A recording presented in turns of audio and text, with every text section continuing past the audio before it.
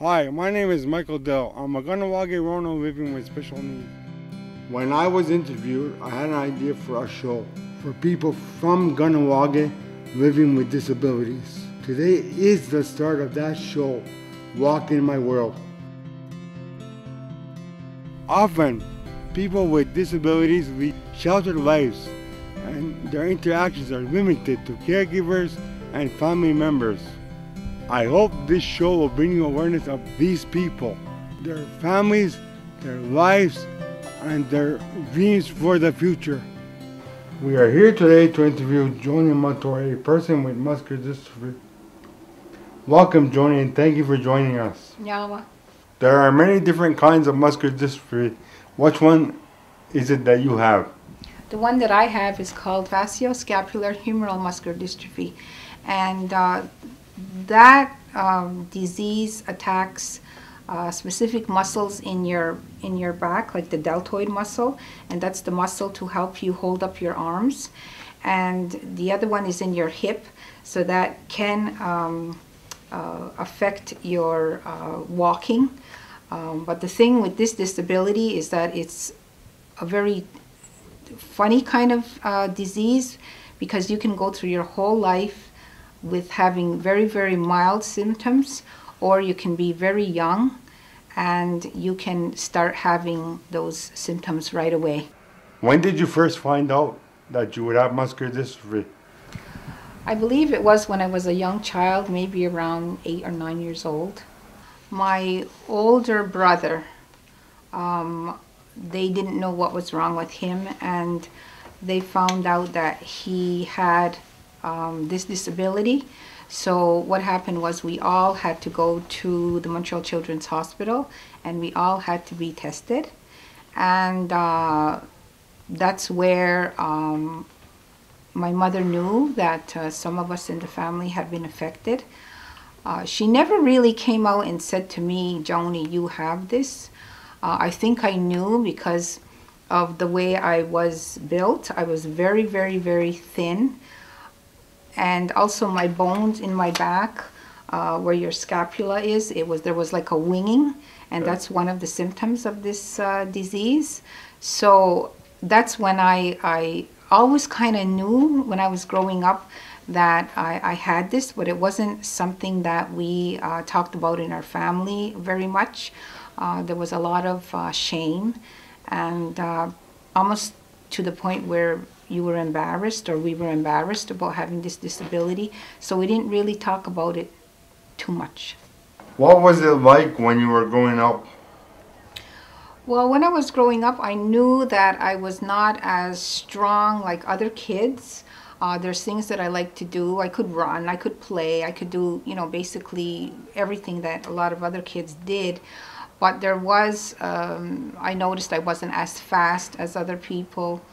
The fact that my older brother also had it, that was difficult for us too, because we were ashamed, and I think we were almost targeted or labeled as that family that had that, that weak disease. Or so it was hard, it was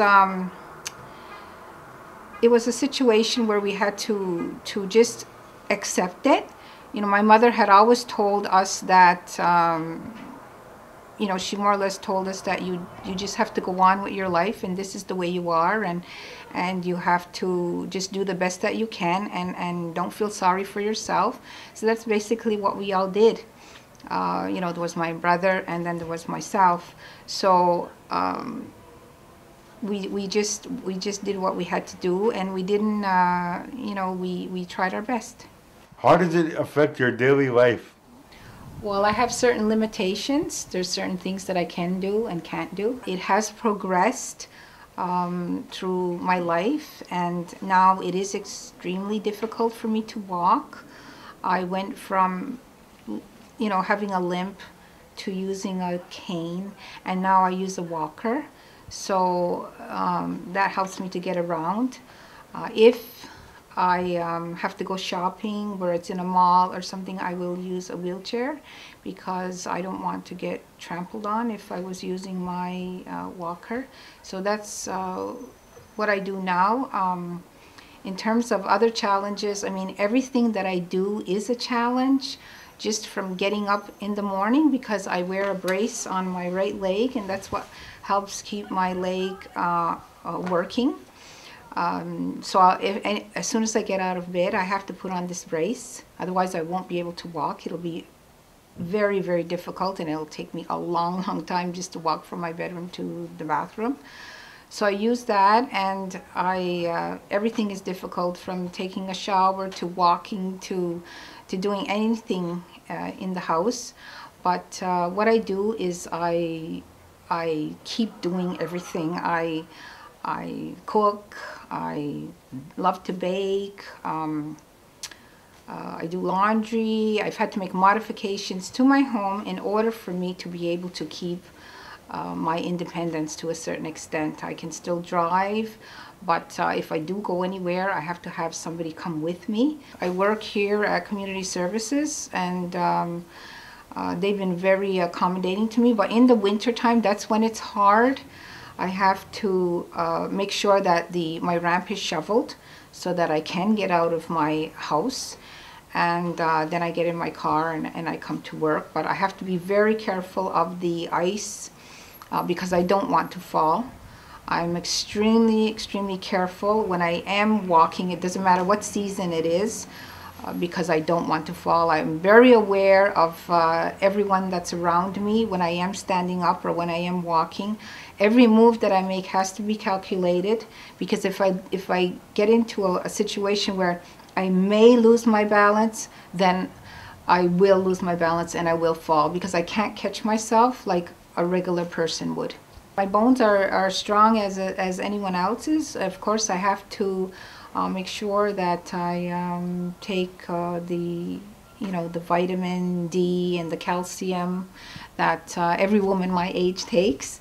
And I mean, I have fallen sometimes before in the past, and I've never broken anything. I fell on my face twice, and I do have a hard face, so it hasn't. Nothing happened there. I just had to throw that in. No, there's not. It doesn't affect anything else but those specific muscles in my body. What are some of the things you like to do for hobbies? Well, because I can't do a lot of things, I'm very limited in what I can do. But I do have a few hobbies. I enjoy baking. I do that a lot on the weekends.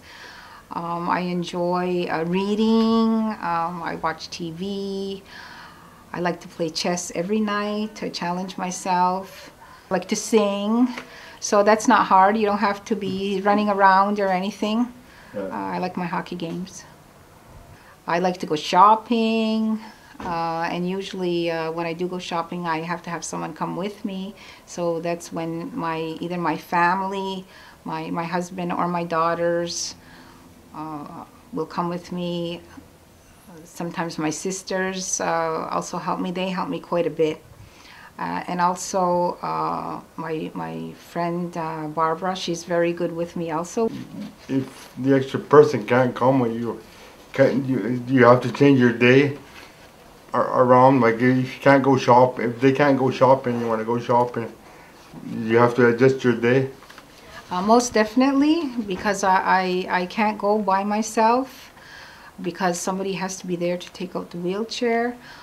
Usually, I guess I am very lucky, because I do have the support from family and my friends to go different places.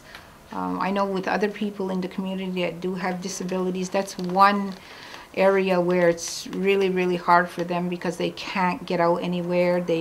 We don't have resources here in the community to help someone, let's say, to go shopping, let's say someone who is in a wheelchair to go shopping. Mm-hmm. So for me, I'm very lucky that if somebody can't come with me and I have to stay home, well, that's, it's okay. It's not a big deal. But usually I'm able to find someone to come with me.